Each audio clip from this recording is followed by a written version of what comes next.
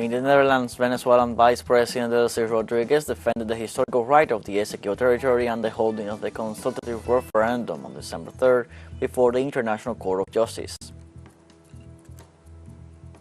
In Palestine, Israel's relentless siege of Gaza continues. Occupation forces raided Al-Shifa hospital where thousands have taken shelter. And in the United States, Chinese President Xi Jinping arrived for the summit with U.S. President Joe Biden and to attend the APEC 2023 meeting. Hello, welcome from the South. I'm Luis Alberto Matos from the TeleSUR studios in Havana, Cuba. We begin with the news. Venezuela's Executive Vice President TeleSUR Rodriguez defends referendum on the Esequibo before the International Court of Justice. The presentation of the Venezuelan delegation takes place within the framework of Guyana's request to stop the sovereign consultation in process in the Bolivarian nation. Vice President Rodriguez pointed out that an intervention by The Hague would go against the Charter of the United Nations and would interfere in the internal affairs of Venezuela. In this sense, the representative stated that the determination and historical solidity of the Venezuelan nation will be maintained. We are proud of our country, of our people, of their determination, of their historical solidity, of their unquestionable and unrenounceable rights, and today we are going to prove it again. In her speech, the Vice President emphasized that Guyana had not only decided not to comply with the Geneva Agreement, but also intended to promote a change in the Venezuelan political system. We are here because Guyana has not only decided to abandon and violate the Geneva Agreement, but now intends to transgress the international order and promote a change in the Venezuelan political system with an interventionist and reckless action that seeks to instrumentalize the court against Venezuela. Rodriguez described the actions of Guyana as unprecedented, outrageous, and dangerous for the international community. Today, we'll prove that Guyana's request is unprecedented, outrageous, and hazardous to the international community, particularly to those states whose constitutional formulas of participation are like those in Venezuela. Regarding the consultative referendum to be held on December 3rd in Venezuela, Rodriguez stressed that it is an exercise of sovereignty and that nothing empowers Guyana to violate that right. To try to prevent Venezuelans from exercising their sacred right to vote on a matter of their own interest and of enormous transcendence, such as the controversy over the Guyana Esequibo. It will not succeed. The realization of a consultative referendum is an exercise of sovereignty and self-determination of the peoples. Nothing empowers Guyana to restrict the right of the Venezuelan people to freely establish their political status or to intervene in their internal affairs. In this regard, the representative of Venezuela to the UN, Samuel Moncada, stressed that there are no prohibitions that prevent the Bolivarian Republic of Venezuela from carrying out a referendum on its territorial rights.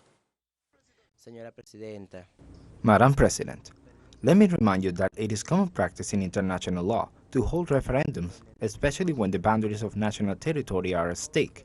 Seeking popular opinion on such matters is part of the reserved rights of the states.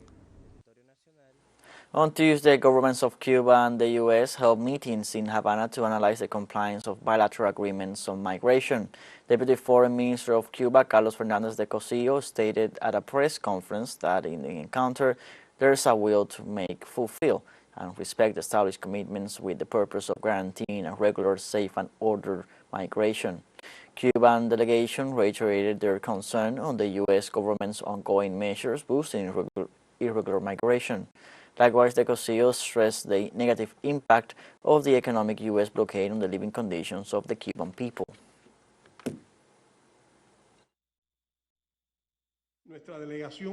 Our delegation reiterated Cubans' willingness to comply with established commitments and expressed concern about the measures to encourage irregular migration that remain enforced by political decision of the United States government. We placed a special emphasis on the impact that the economic blockade and the measure of the extreme reinforcement applied since 2019 exert on the socio-economic condition of the Cuban population, including the inclusion of Cuba in the list of state sponsors of terrorism, or the impact that this arbitrary qualification has on the population. Let's take a short break now, but remember you can join us on TikTok at TeleSUR English, where you will find news in different formats, news updates, and much more. All the stories coming up. Stay with us.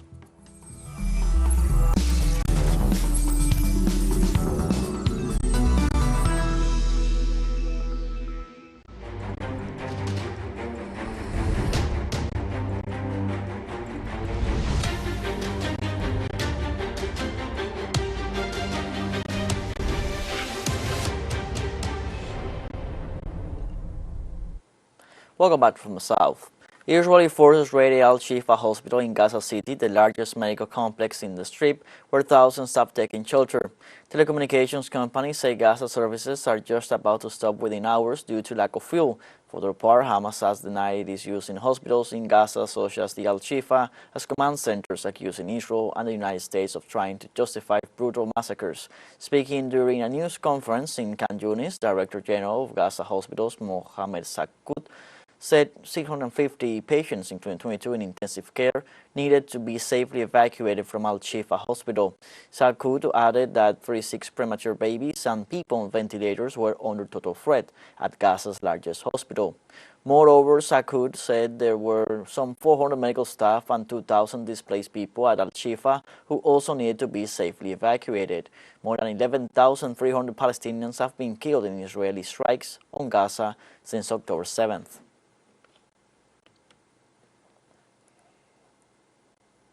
In the hospitals of the Gaza Strip, images of children with serious injuries caused by Israeli airstrikes are becoming increasingly frequent.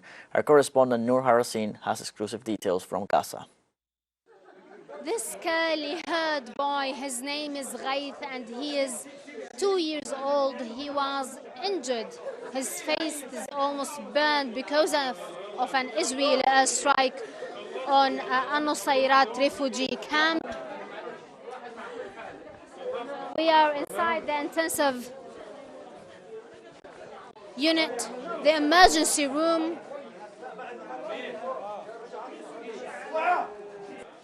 This girl name is Suhaila. She was also injured in one of the Israeli airstrikes on Middle Gaza.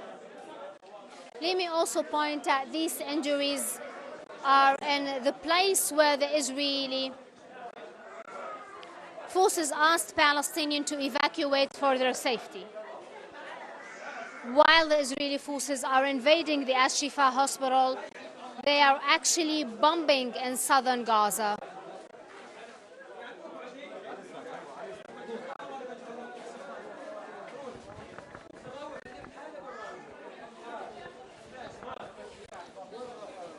This is how is the situation inside the Al-Aqsa Martyrs Hospital. It is a total chaos because there has been several Israeli airstrikes in different parts in southern Gaza. And now this hospital, the Shuhada Al-Aqsa, is the only hospital operating in Middle Gaza. This is the only hospital that is still operating in Middle Gaza. So this hospital actually receives injuries from Deir al-Balah, Al-Nusayrat, Al-Maghazi, and other places around Middle Gaza. This is Noor Harazin, TeleSUR, Gaza. On Wednesday, at least 29 Palestinians were killed and several others were wounded in a new wave of airstrikes by the Israeli occupation forces in Jabalia, north of Gaza. According to the Palestinian news agency Wafa, the warplanes bombed several houses in the Sheikh Route 1 neighborhood, leaving 25 dead, among them women and children. The report also noted that the bombing claimed the lives of 4 other people who were in the vicinity of a refugee camp located in the area.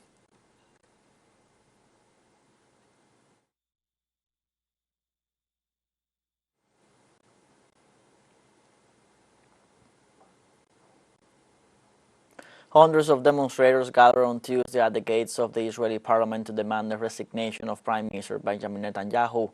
Protesters claim that the current prime minister is unfit for office and also called him responsible for the surprise attack by Hamas on October 7th.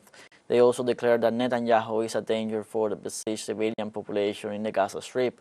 Netanyahu's management has been plunged into political turmoil before the conflict in Gaza over proposed judicial reforms that the opposition considers a power grab in favor of the executive authority. We are here to demand the resignation of the Prime Minister. He has to leave office and let someone else take office because what he has done until now is dreadful, and we cannot allow for him to continue being our Prime Minister. The Yemen military spokesman announced Tuesday the launch of ballistic missiles against multiple Israeli targets in the occupied territories. Our military forces, with the help of God, have fired several ballistic missiles at different Israeli targets in occupied Palestinian lands, including targets in al-Rajraj Eilat. This happens 24 hours after another military operation that was carried out by our military forces using drones against the same targets. The brigadier also declared that his military forces are guarding the Red Sea, ready to attack any Israeli ship in the area. The military operation of the armed forces against the Israeli enemy confirmed the beginning of the adoption of all necessary operational procedures to execute the orders issued to attack any Israeli ship in the Red Sea. The armed forces will not hesitate to attack any Israeli ship in the Red Sea, whether at sea or elsewhere. We will be able to achieve effectiveness from the moment this statement is issued. On Monday, November 13th, a spokesperson for the Israeli Defense Forces, Daniel Hagari, published a video on his X account supposedly showing evidence of Hamas action inside the Al-Rantisi hospital in Gaza. Nevertheless, specialists on the subject have denounced the falsehood of many of the claims made in the video. Let us review the material in detail. A woman close. Israeli Defense Forces spokesman Daniel Hagari published on Monday a video allegedly showing evidence of Hamas actions in the Al-Rantisi hospital in Gaza. However, many voices were quick to accuse him of falsifying the information to justify to the international press the brutal attacks that Israel continues to carry out against Gaza hospitals. One of the critics was Charles Lister, director of the Counterterrorism and Estimates Program at the Middle East Institute, who shared Hagari's original publication describing it as totally bizarre. And look above this. Look above it. It's a baby bottle. It's a baby bottle in a basement. Above a World Health Organization sign. One of the most criticized aspects of the video is that although in his post the IDF spokesman talks about a room full of weapons, these are never shown. What is shown as supposed evidence of Hamas activity is no more than diapers, baby bottles, toilets and showers. For Lister, the only thing that the published video shows is that the basement of this WHO-run hospital was being used as a bomb shelter. Unless you want to hold someone in the basement. Another fragment of the video shows the presence of a room with armchairs and a curtain covering a wall. People are putting curtains with nothing above, just wall.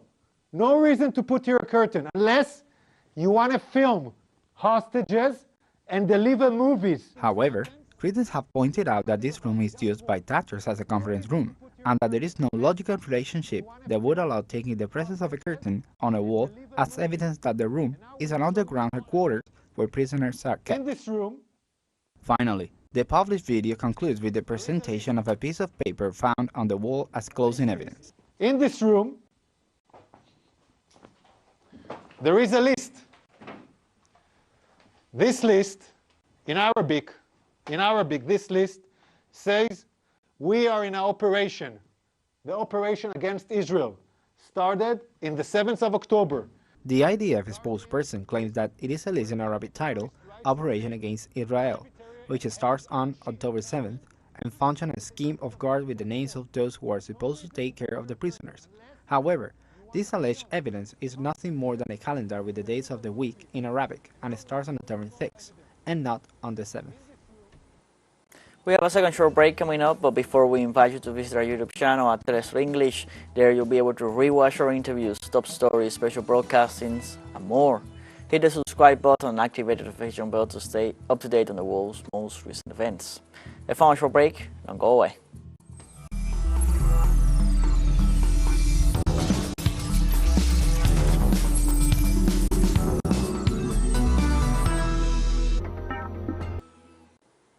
Welcome back from the South. Chinese President Xi Jinping arrived in San Francisco for a summit with U.S. President Joe Biden to attend the Asia-Pacific Economic Cooperation Economic Leaders meeting.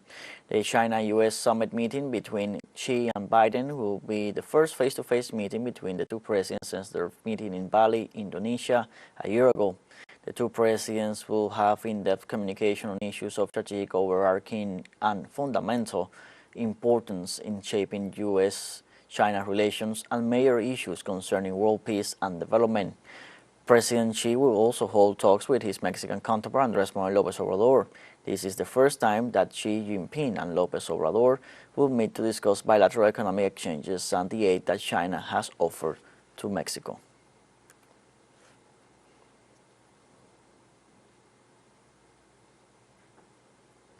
The APEC 2023 ministerial meeting began on Tuesday with the U.S. commitment to seek a more resilient region in the face of the different obstacles facing the world today.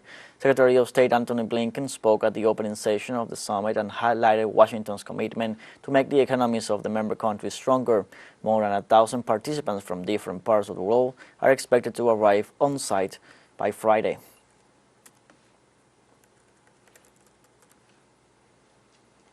In the framework of President Biden's arrival in San Francisco, pro-Palestinian demonstrators took to the streets to demand a ceasefire in the Gaza Strip. Over 500 people marched from downtown to the Merchant Exchange Club, where President Biden was attending an event along with Vice President Kamala Harris and California Governor Gavin Newsom. Demonstrators carried large Palestinian flags and chanted "End the siege now" and "Ceasefire now" as they walked through the streets. In the course of the protest, demonstrators were suppressed by police as the crowd attempted to enter an intersection blocked by law enforcement forces.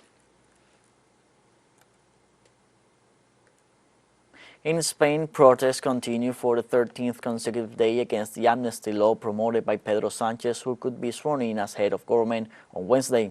Almost at the same time that the Congress session began and Pedro Sánchez started his investiture defense, citizens gathered at the doors of Congress and in different points of Spain to reject the election of Sánchez as the head of the Spanish government. According to the demonstrators, the amnesty pact with the Catalan independentists represents an attack on the judiciary. Demonstrations have been taking place since the Spanish Socialist Workers' Party reached an agreement with the political organization Together for Catalonia that facilitates the investiture of Pedro Sánchez as president of the government. On Wednesday in Liberia, election officials continue with the count of votes after the closing of polling stations in the second round of the presidential elections. About 2.5 million Liberians participated in the runoff in which the current acting president George Weah and former vice president Joseph Boakai faced. In the weeks after the first round on October 10th, the candidates actively seek the support of the other opposition parties. Boakai obtained the support of those classified in 3rd, 4th, and 5th place, representing only 5.6% of the votes, while Weah received the support from 2 other opposition parties. On Tuesday, in the Democratic Republic of the Congo, President Felix Tshisekedi delivered his State of the Union address. On the eve of presidential elections, the country's president addressed the nation in parliament, speaking on the security situation, the prospects for the arrival of a new international force in the east of the country, and respect for the December election deadlines. Tshisekedi defended his administration's achievements and called for the consolidation of his progressive government ahead of the upcoming elections. A total of 26 candidates will run in the December 20th elections, in which Tshisekedi is seeking a second term. And we have come to the end of this news brief. Before saying goodbye, we want to thank our Caribbean audience, especially the audience of Trinidad and Tobago. We are pleased to share our newscasts and contribute to provide an alternative news source of the latest world events. You can find these and many other stories on our website at telesurenglish.net. You can also join us on our social medias on Facebook, X, Instagram, Telegram, and TikTok. For TeleSUR English, I'm Luis Alberto Matos. Thank you for watching.